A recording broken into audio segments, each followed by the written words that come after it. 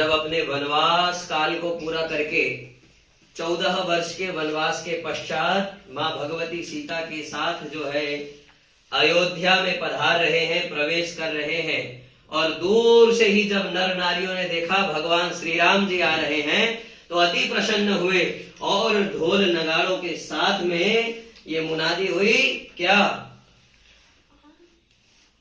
स्वर्ण कलश रखवा दो, बंधवा दो बंधन द्वार, और आए गए रघुनंदन सजवा दो द्वार द्वार। आए गए रघुनंदन सजवा दो द्वार द्वार।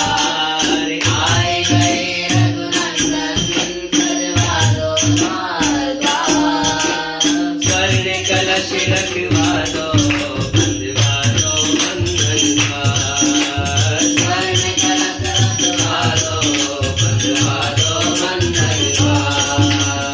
आए गए रघुनंदन सजवा दो द्वार द्वार।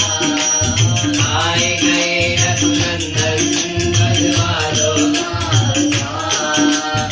स्वर्ण कलश रखवा दो, बंधवा दो बंधन द्वार।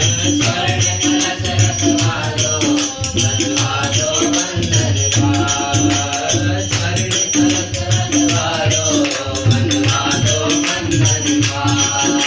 स्वर्ण कलश रखवा दो, बंधवा दो बंधन द्वार। मर्यादा पुरुषोत्तम श्री रामचंद्र की जय। हुआ रिकॉर्ड।